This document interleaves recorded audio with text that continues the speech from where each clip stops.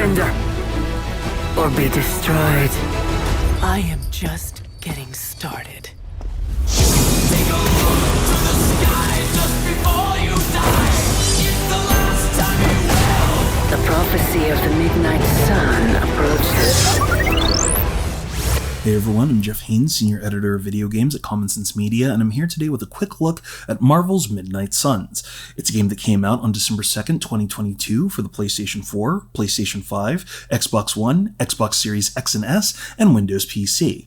Now, quick note for everybody that happens to be an action role-playing game fan, a tactical strategy fan, or a comic book fan, this is the game for you. It's incredibly deep, tons of fun, and you'll find a lot of little tidbits and trivia that you might be looking for in this kind of particular game. In fact, we think you're really going to dig it, so we decided to give this game a Common Sense seal for teens. If you have any questions about what you'll see within this particular video or any other form of media, be sure to go over to our website at commonsensemedia.org, where we have a full breakdown of what you'll see within this video or any other form of media that you're interested in. We've tried to cut out as many spoilers as possible because we really think you're going to enjoy diving into this one. So, to take a line from the late, great Stan Lee, are you ready, true believers? Excelsior! Let's get into Marvel's Midnight Suns.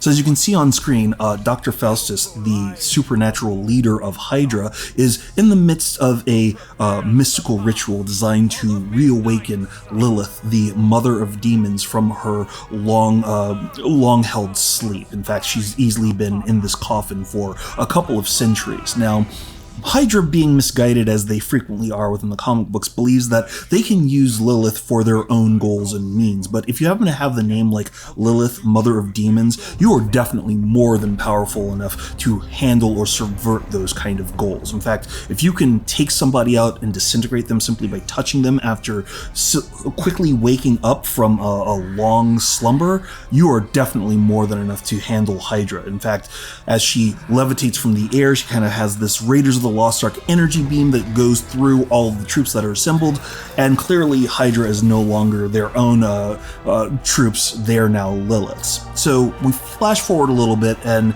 Doc Strange, Captain Marvel, Iron Man, they've had their own interaction with Lilith and her new Hydra shock troops, so they wind up having a tactical retreat to a pocket dimension in Salem known as the Abbey, where the Midnight Suns, who happen to be as you can see on screen, the last line of defense against Lilith, have been training, preparing, and working out all of their plans. And you can see some of the familiar characters like Blade, Ghost Rider, Nico Minoru, Magik holding the fort, but of course with interlopers coming to their land, they're kind of ready for a fight until the Caretaker, who is an immortal that has basically always been on the front lines of fighting against Lilith and maintaining the balance within the world, steps forward. Now, while the Midnight Suns have been reformed on a regular basis to do this, there's also another character, which is the character that you wind up creating, the Hunter. The Hunter, as it turns out, happens to be the child of Lilith herself. So you can choose to make a hunter male or female and decide exactly what you want to specify the hunter to look like or be, but because of what's going on, it takes combined efforts from the Caretaker, Doc Strange, and Nico to awaken the Hunter from their own sleep. And as you can see, even with the Ghostbusters kind of energy blasts, as Captain Marvel says, that could be a good thing, right? Well, in this case it is, because you've now awoken and are ready to take the field. Now, what you see here is kind of some of the tactical strategy that goes on. Every single turn, you have the ability to play 3 cards that are randomly dealt to you from your deck of 8 cards per character. You have also these environmental abilities, such as, for instance, you see this work table kind of in the center of the street. You can use that to get basically a free attack on an enemy. And in this particular case, we managed to leap off of that table and cause quite a bit of damage to that particular enemy without actually using one of the cards that we have in our hand. Now, because you have 3 cards, unless you have one of the cards that has a quick strike ability, which will return that card essentially to your hand after defeating an enemy, you have to tactically choose which ability you're going to use in a certain circumstance. Maybe you're going to try to power everybody up, or in some cases, you may want to, like Doc Strange is about to do, use the Winds of Watum to propel a Hydra soldier into this power breaker, thereby stunning him with the discharge of electricity. It's always one of those things you have to gauge. In this particular case, however, as we flash forward a little bit farther, we've run into a supervillain that has also been taken over by Lilith in her power. As you can obviously see, this is Fallen Venom. Now, Venom has been corrupted by Lilith and her spells, so one of the things that's always concerning is, as a symbiote, if you've read any of the Spider-Man comics, he always has his particular nasty abilities that he can do, and so you want to really engage him from a distance so he doesn't have the opportunity to trap you. But you also want to take out as many enemies as possible, so in this particular case, we're going to use the Hunter's Whip card to snatch Venom and propel him into that exploding barrel, thereby causing damage to Venom and also taking out one of the other troops. Again, you're going to try to tactically gauge what's going on within the environment. Use what's around you to stun or take out other enemies, cause additional damage, but also gauge whether or not it's important to power your characters up. In fact, in this particular case, we decided to power Blade up for the next round of action by charging up his attacks. Every single character has a card like that where they can charge up their strikes. Unfortunately for us, we wound up exhausting our turn. The symbiote of Fallen Venom managed to ensnare the Hunter, binding that character and not allowing them to move, so that the other characters could then come in and make their own attacks. Now we're going to flash forward a little bit more to a completely different section. Right here we have Ghost Rider using one of his more powerful attacks, summoning his 69 Dodge Charger to propel it into this helicopter. This was actually one of the mission tasks for this particular fight, because every single mission has its own objective. Sometimes it just happens to be eliminating all of the Hydra troops that happen to be there, or the supervillains. In some cases, it happens to be retrieving a certain object. For this particular mission, it was stopping a Hydra vehicle before it could take off with the content that was inside of it. Once that was done, we could then go on and clear out the rest of the Hydra troops that happen to be here. Now, again, as I just previously mentioned, every single character has both the ability to power up their own abilities to make more powerful strikes, but they also have other abilities here and there that they'll gain depending upon the character. In Carol's case, she can go binary, thereby strengthening her attacks and also providing her with a defensive bonus as well, so she can shrug off some of the incoming bullet fire that happens to be thrown at her from Hydra soldiers. In this particular case, however, I want to show you one really interesting facet of Ghost Rider. He has a really unique ability whereby he can use his cards to basically summon his own environmental hazards that you can then take advantage of for the other characters on your team. So what we're going to do right here is we're going to use his Lash card in an initial sense to kind of set part of this up. First, we're going to use this box to, of course, take out one of the enemies, thereby saving one of our cards and giving us more of a space so that we can start to work on the core of the enemies that happen to be in the center of the map. We're going to recycle a card, which allows you to pick and choose exactly what your abilities are. In fact, if you don't happen to like what you're given, you have a number of chances every single turn to basically redraw that card by discarding something, giving you the ability to have something new come up in your hand. That brings up this new ability known as the Hellmouth. Now, this is something that Ghost Rider can do. Again, it's specific to him, but what it does is he opens up his own environmental hazard. And what's really cool about it is every single time he possibly lashes somebody in, or the Hunter lashes somebody and throws them towards that Hellmouth or that drop that you've seen on the screen, there's a chance that anybody that falls into it will instantly be knocked out. So as you can see right here, we're going to use his Lash ability He'll grab that soldier, throw him into the Hellmouth, that guy is automatically gone.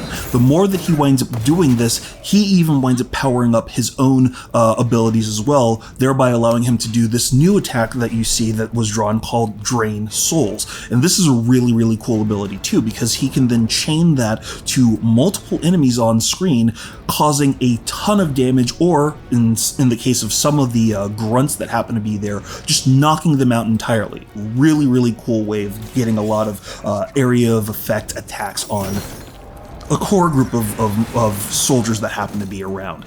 So again, you always have to gauge what you're doing and go through and use that tactically. We're going to skip forward to the other side because, of course, there's a lot of combat that you're going to go through, but when you're in your downtime, if you will, you're going to be at the Abbey, and you're going to be interacting with a lot of the characters that you frequently have read about in the comic book. So in this particular case, the Hunter is talking to Carol about this new technology known as Central. As you're going through some of the missions, you're going to be recovering different items such as intel caches or artifacts or other things that you'll get from defeating Hydra and clearing the missions.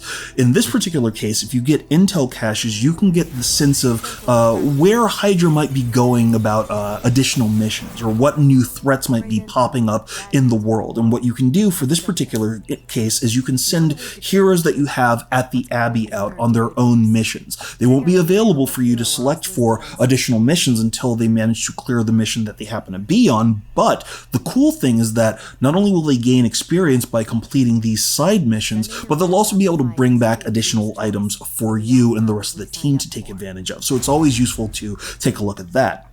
In other cases, you may have to go, for instance, to the forge that you have in the basement of the Abbey itself. Now, Doc Strange and Tony Stark are always going to find themselves kind of down there, Doc Strange mainly because there is a Sumerian fire demon in the forge powering up the flames of the forge itself, and Iron Man mainly because he likes,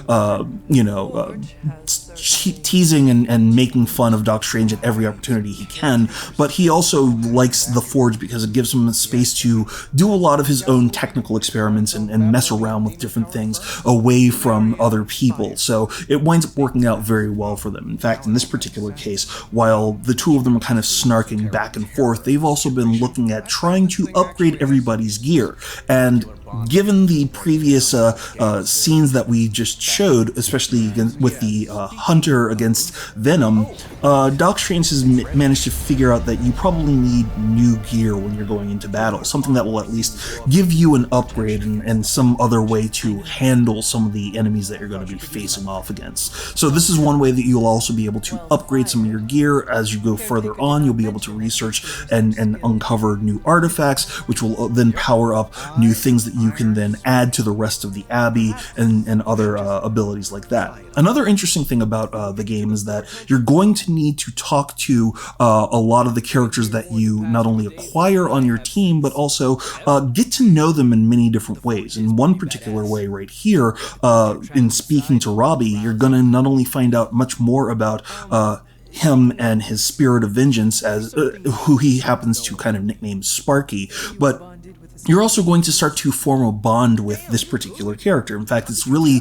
up to you to do as much as you can to become very friendly with every single person that happens to be there, because that will unlock new abilities in battle. That will unlock new skills for every single character. That will allow them to perform different combo moves, different combo strikes. And it's definitely one of those things that also adds to the comic book nature of what exactly these persona, these characters do when they're not always in the middle of a fight. At some point in time, they have to have some kind of downtime. They have to have some kind of interaction. But they're also going to be having training sessions, sparring sessions, other things that they're going to do to kind of keep their skills sharp. So one of the things that always happens is you have the opportunity to talk to these people and thereby boost your stats, boost the alignment of the hunter and how their skills are even going to be defined over the course of the adventure, giving you newer abilities and newer ways of going into battle yourself.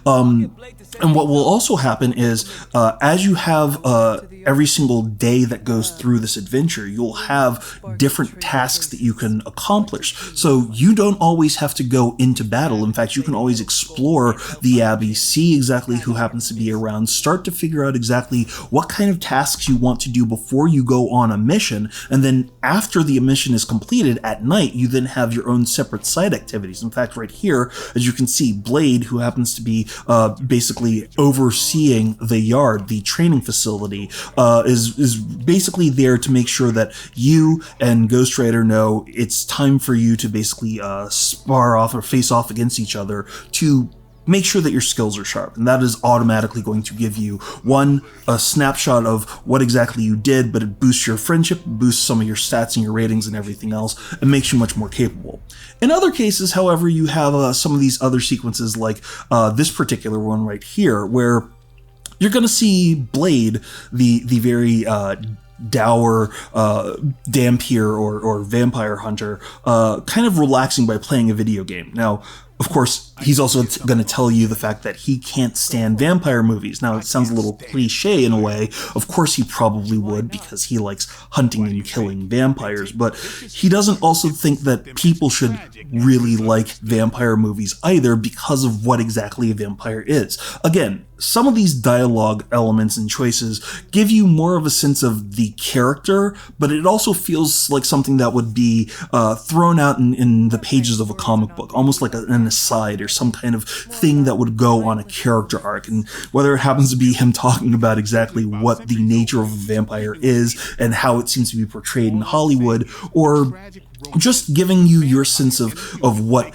they think about characters, it's really interesting to kind of dive farther into the psyche of some of these characters, and that will change over the course of the game. Now, we're coming up on the very end, but of course, again, we're getting a sense of some of the other aspects, some of the other dynamics here, and there's a lot. Again, there's only so much that we could show within this video, and even still, we haven't even scratched the surface of everything that you'll be able to encounter, whether that's the magic, the collectibles, the upgrades, everything that's here. There's just a ton of content. But in this particular case, we're reaching out and talking to Nico, mainly because she's decided to organize a club to come up with different magical rituals for the Midnight Suns to come up with, and she's decided to term it the Emo Kids. It kind of fits her aesthetic, especially because she likes to make fun of a lot of other things, but as you can see right here, the Emo Kids is a club meeting that you can attend, and over time they will start to